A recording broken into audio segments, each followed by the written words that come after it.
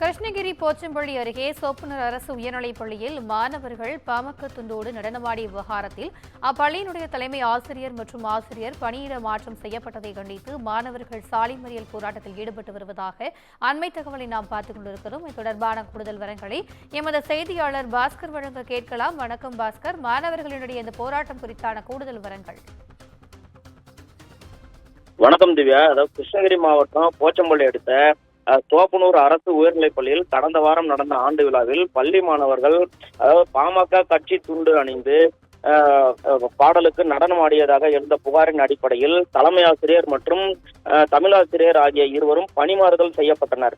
இந்த நிலையில் இன்று பணிமாறுதல் செய்யப்பட்ட தலைமை ஆசிரியர் மற்றும் தமிழாசிரியர் ஆகிய இருவரையும் இதே பள்ளியில் மீண்டும் அமர்த்த கோரி பள்ளியைச் சேர்ந்த மாணவர்கள் சுமார் 50க்கும் மேற்பட்டோர் பள்ளிக்கு செல்லாமல் பள்ளியை புறக்கணித்து சாலை மறியலில் ஈடுபட்டு வந்தனர்.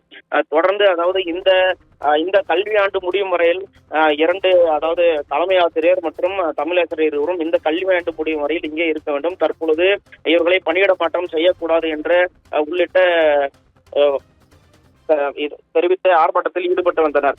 மேலும் சம்பந்தப்பட்ட அதாவது நாகரசம்பட்டி போலீசார் சமாதான பேச்சுவார்த்தையில் ஈடுபட்டு தற்பொழுது அவர்களை அதாவது அந்த பள்ளியில் இருக்கும் மரத்தடியில் தங்க வைக்கப்பட்டுள்ளனர். மேலும் தற்பொழுது சம்பவ இடத்திற்கு அதாவது மாவட்ட முதன்மை கல்வி அலுவலர் முனிராஜ் அவர்கள் வந்து கொண்டிருக்கிறார். மேலும் இது தொடர்பாக பேச்சுவார்த்தை தொடர்ந்து நடைபெற்றுக் கொண்டிருக்கிறது திவ்யா. மேலும் சம்பந்தப்பட்ட இடத்தில் நாகரசம்பட்டி போலீசார் பாதுகாப்பு பணியில் ஈடுபட்டு வருகின்றனர். அதாவது அசம்பாவிதங்கள் ஏதும் நடக்காமல் இருக்க சுமார் 30க்கும் மேற்பட்ட போலீசார் இங்கு பாதுகாப்பு பணியில் ஈடுபட்டு வருகின்றனர் திவ்யா.